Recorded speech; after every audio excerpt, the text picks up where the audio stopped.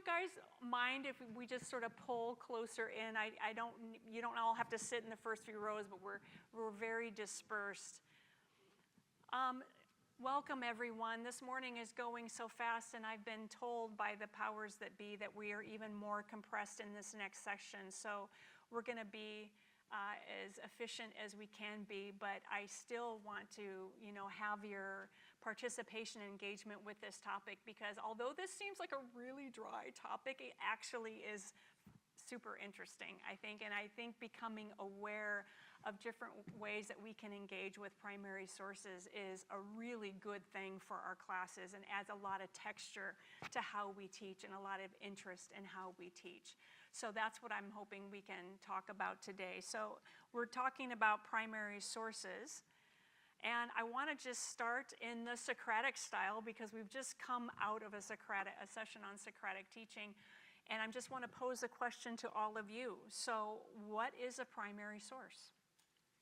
Can you tell me in your own words and possibly with an example? Yes? So somebody has written it from the actual time period that you're in, or someone that lived in that time period, or the actual person's letter or writing. Okay, so someone that experienced the event themselves. Okay.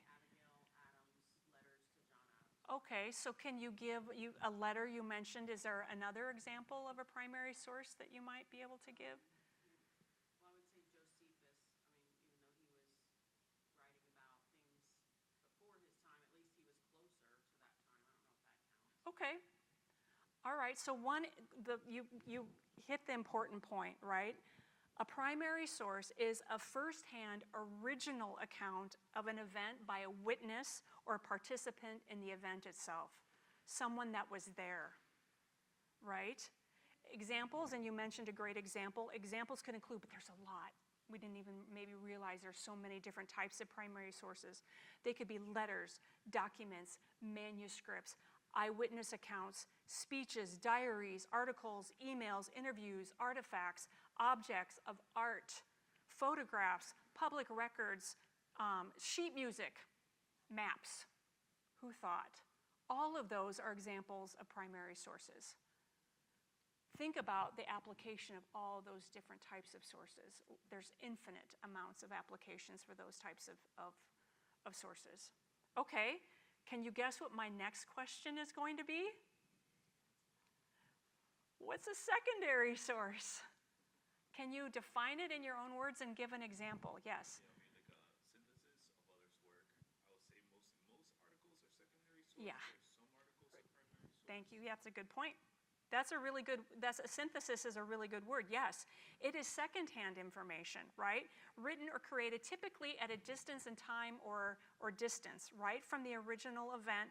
That, and your point was synthesizing, secondary sources retell, summarize, interpret, review, criticize previous events, right?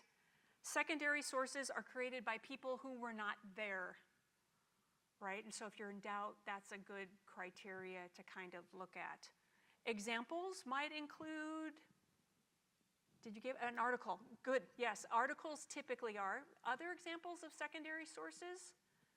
Josephus, like historian. Okay, a historian's writings. Okay, obvious ones, encyclopedias, right? Most articles, textbooks, lots of scholarly publications, documentaries, biographies are all examples of secondary sources. Okay, so you ready for your first quiz? Let's do it. Let's see if we can identify these. We'll just go through. This is just a fun little checklist to see if you can identify these sources as being either primary or secondary sources. Some of them are easier than others. I'm starting you out with the easy ones so we build confidence.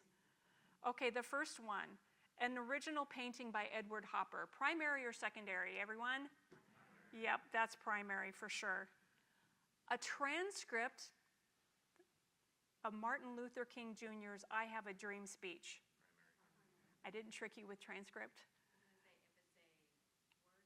If it's a word for word. Yeah, exactly, if it is true, right? If it's an accurate transcript, it is definitely a primary source. Okay, how about a book review published on the Jane Austen Society of North America website? Clearly secondary, right? A book review is for sure secondary source. North American slave narratives, an example of a North American slave narrative. In their voice. Primary, exactly.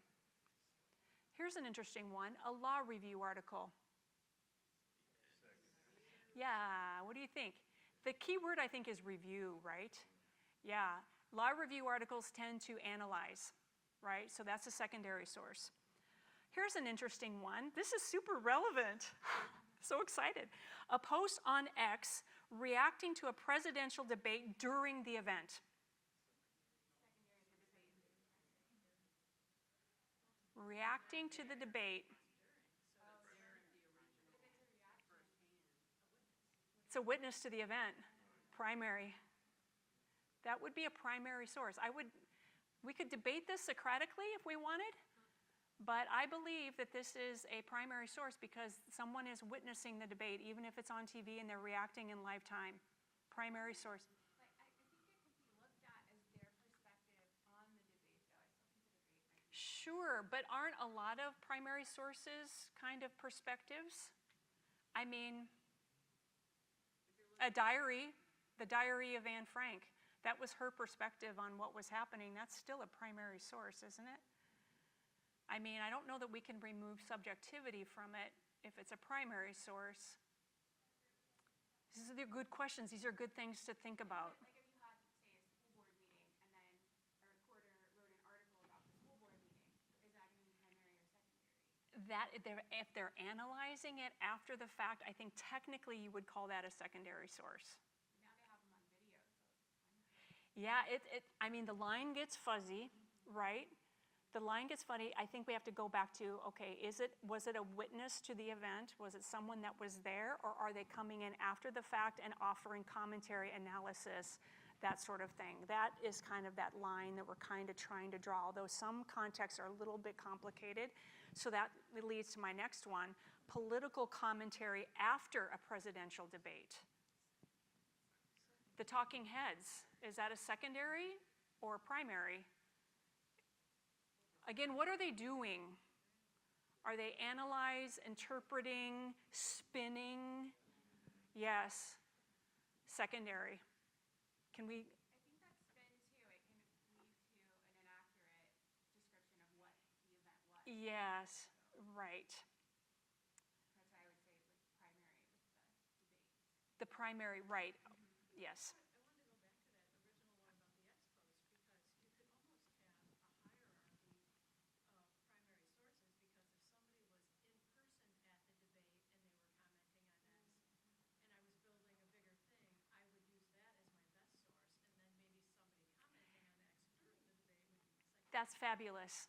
Yeah, that's a great way to think through that. Yeah, maybe there are some degrees here of separation, like from the event itself and on down, right? Did someone else have a comment? I'm sort of struggling with genre and opinion because X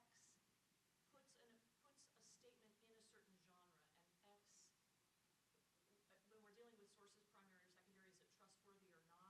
Their opinions, their subjective opinions, even if they're in the moment. So I'm not sure if the key in that preceding one, which we dubbed primary, if the key is the fact that it happened during the event. I guess. Do you know, like emails are considered primary sources. Yes. You know, tweets are considered primary sources. So it has to do with the temporal nature. I think in some lines, when you're trying to draw that line, you have to look at the criteria, and often when you're looking at definitions of primary and secondary, there's a line drawn, and we can go back to it, is that typically with secondary sources, there's a distance in time and space, right? That is sort of one sort of criteria to kind of consider when you're categorizing these. And I do agree, some of these are a little fuzzy. You could debate some of these a little bit.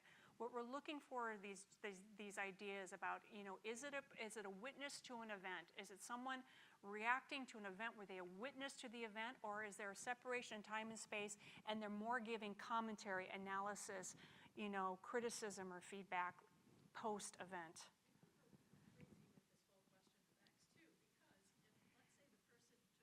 person took a picture or they took a video, that's not a comment, But are they analyzing it and reacting to? They're documenting it. Yes. So that video would be primary. There's also a timestamp, so you can verify. Yes. Yeah, and so again, now with technology and the way that we can do things like this, it kind of does have the capacity to kind of meld these two together a little bit. And this is kind of the dangerous world we live in, right? We can listen to political commentary after an event and be like, oh, well, this is a primary source. They're commenting on what, right? And so this isn't without critical thinking here. Does intent matter?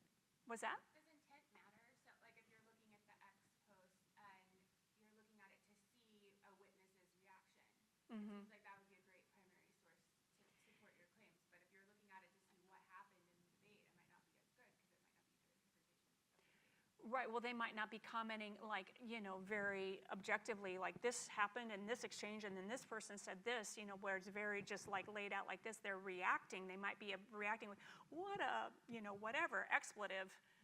It's still someone that's a witness to an event.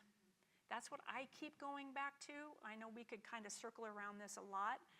But again, if it's someone that is witnessing it, even if we've got the television between us, we're still witnessing this event unfold, this historical event.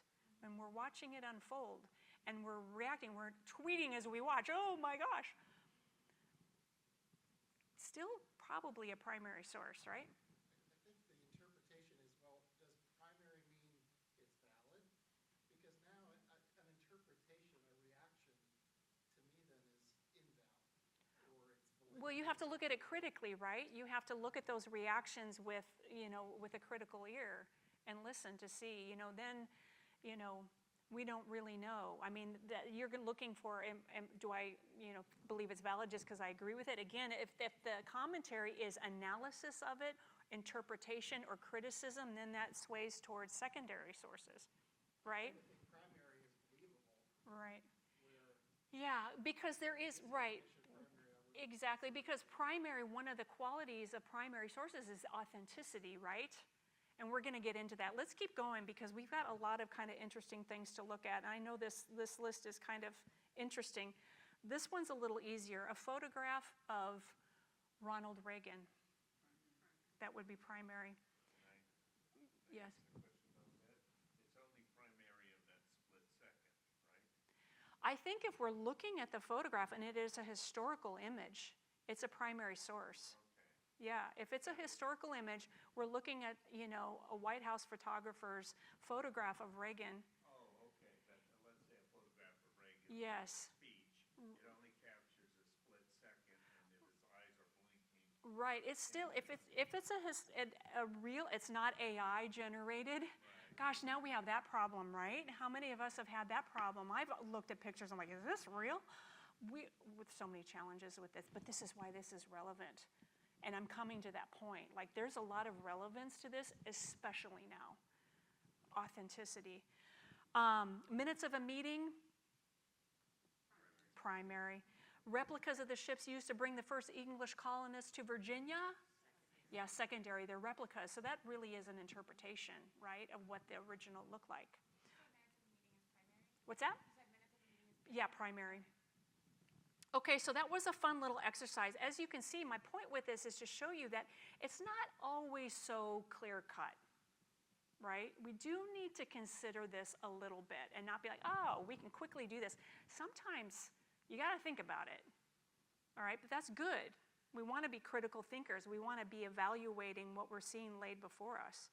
I'm sorry, I wasn't keeping up with my little markers. Okay, so pressing further.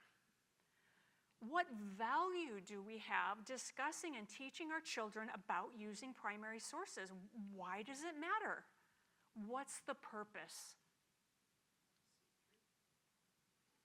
Seek truth. What's that? Seeking truth. Seeking truth, exactly. Like other tools we've seen today, right? Primary sources in our classes provide opportunities for these big learning moments.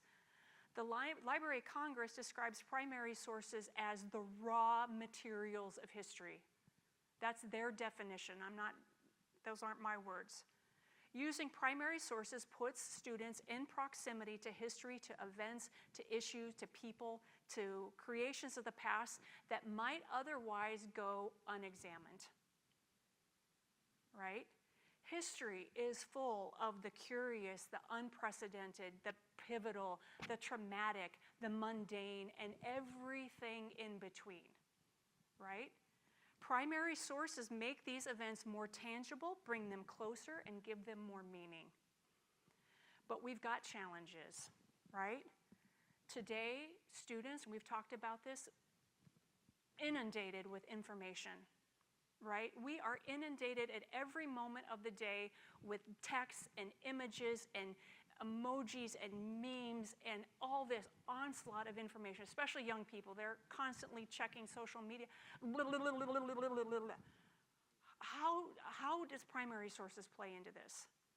How can we get their attention like, oh, look at this fabulous document, right? They're gonna be like, what?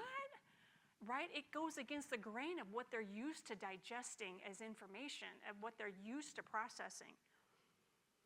So what the texts that they're used to processing and being hit with are created intentionally to be easily digested, continuously and uncritically, right? That's what's out there. That's what's feeding our minds most of the time. Primary sources works against that. It is against the grain. It is a counterforce to our modern information overload. And like other good tools of learning, we've talked about this earlier today, it takes time. It takes time to incorporate primary sources and to use them effectively, but the payoffs are big, right? The payoffs are big. It slows us down. We're asking students to look at things that look weird, look unfamiliar, things that are incomplete, things that just don't resonate at all, and they need help making sense of it. They need help with that. But that's our job as teachers, and that's the point, right? So we approach this much in the same way as we do with other things that are worthy of our attention. We want them to help them develop those critical and analytical thinking skills so that they can be better consumers and users of information, and so that they can evaluate better the value and the veracity of text and things that they see, right? What can they see? What do they encounter? And what is worthy of their attention? Help them develop that, right?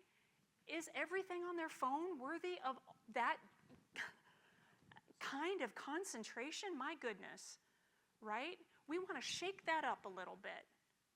Primary sources is a good tool to do that, and that's why it's worth using in the classroom, okay? This has become particularly relevant as we grapple with AI, technology, and all the ramifications for education. By giving time and attention to those documents and artifacts that are original and authentic, we can help students to observe, to question, and to evaluate what they see before them. What is true and what is false? What is fact and what is opinion? What is proven and what is conjecture?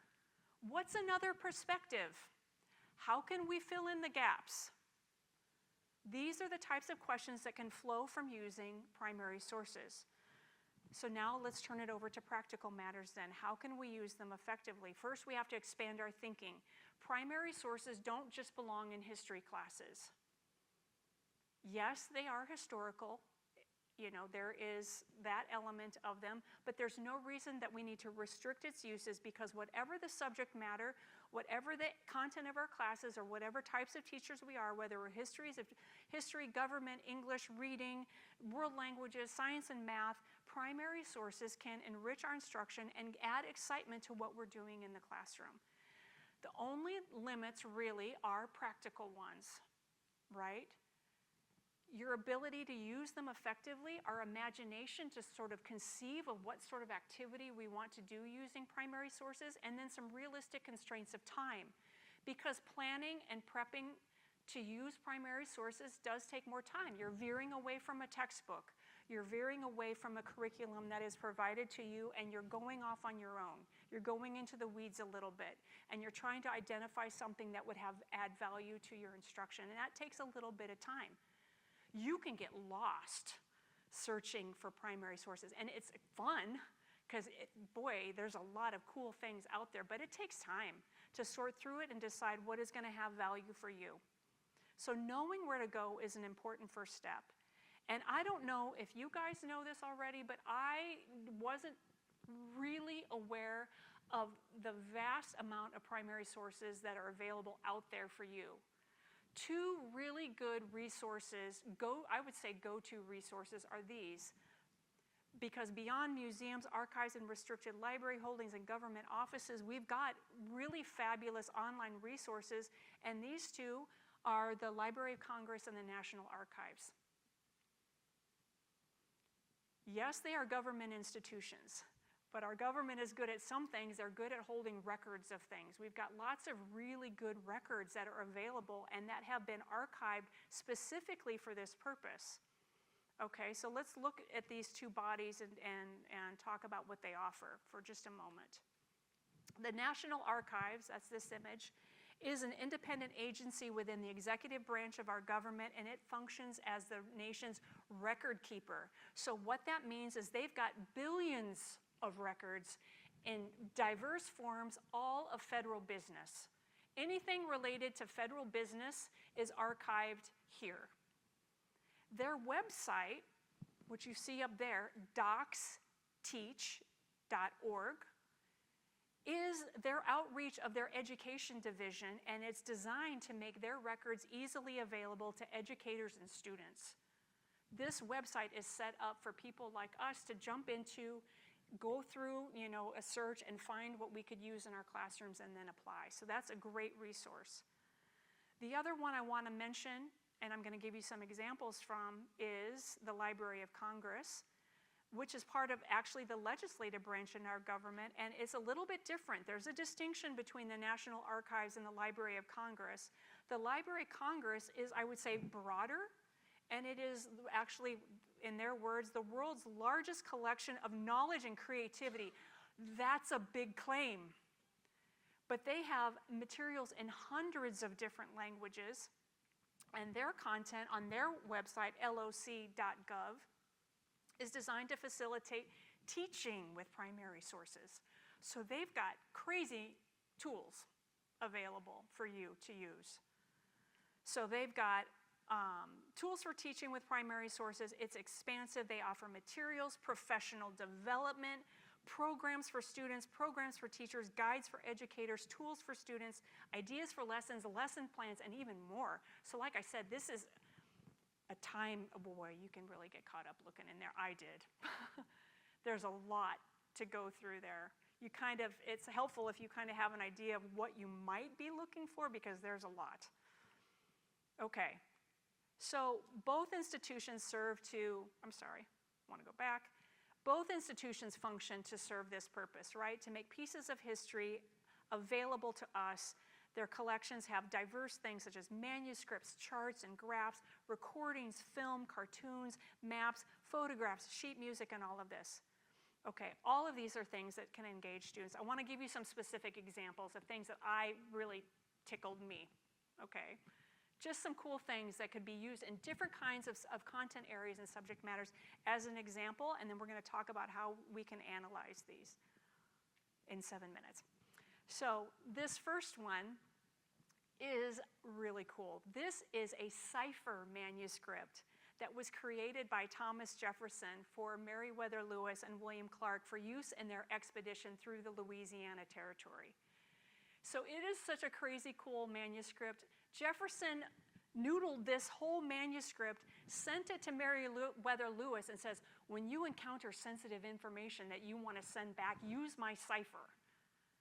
And he, based his cipher off a more ancient cipher, but what it is, it's a letter substitution cipher using a key word. So in one of the axes is a key word, and then across the other top is the message that you want to encode, and then in the intersection is the cipher, right? And then it works in reverse when you want to decode the message. And you can see in the lower half of the manuscript, Jefferson is explaining how to code and decode the message. But what a cool document to use in a class. Think about this in a math class even.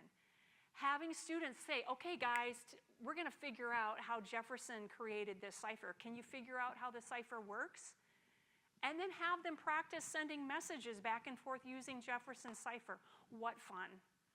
And then how you appreciate a new perspective of this founding father, that he was really into ciphers. I didn't know that. Did you know that? He was fascinated by ciphers, spent a lot of time on them. What a cool way to think about Jefferson and to engage with him. So this is one example. Okay, I'll give you another one. This one is a totally different one. This could be for a science class, for example. This is a newspaper article that was published in July of 1920 in the Richmond Times-Dispatch, which seeks to tell the story of Babe Ruth's home runs in terms of science, utilizing different diagrams illustrating principles of physics. Fantastic. Not only can you read the text and get the tone and the feel of the era and what they talked about and all the discussions you could have about the historical context of that time, but also you can learn about science through this and appreciate why Babe Ruth is the famed legend that he is. Right? The subtitle reads on this is so charming, the interesting principles of physics and psychology involved in his 40. We want to be good, we want to have the habit of questioning. That's good pedagogy. So we end with that. What are further questions from this? What does this lead to? What questions do you have about this source? What do you wonder about? Think the who, the what, the why, the when, the where. Well, who were the different sides? Right? Why did their uniforms look different? Why is the German soldier bigger than the French soldier? These are all types of questions that can be evoked from this source, and it leads to really rich conversation. You could talk for a long time about this. Just a simple chart. Okay.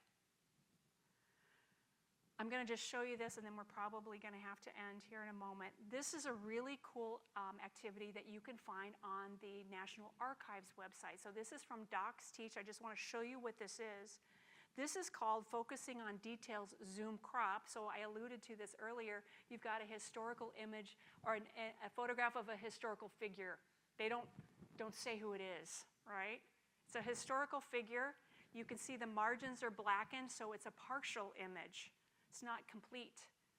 So again, you're going to lead them through the same exercise.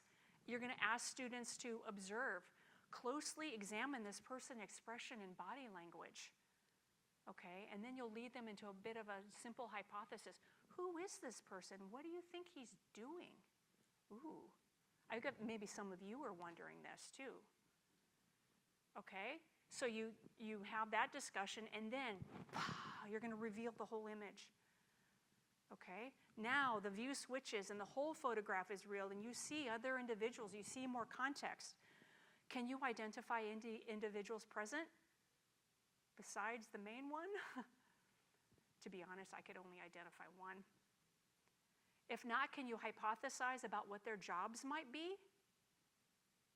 Where do you think they are? What do you believe their thoughts and feelings are as they do whatever it is they're doing? By the way, what are they doing? Does anyone want to venture a guess? They're watching what? How did you know that? That's great. Yes, they're watching. And so again, you have to have some, ideally these students have contextual knowledge of Reagan and his administration, can pinpoint the dates, January 1981, January 1988, they know something about it. You wouldn't give this to students cold. This would be after they have some basis or familiarity with the period and the events, right? And so can you piece this puzzle together?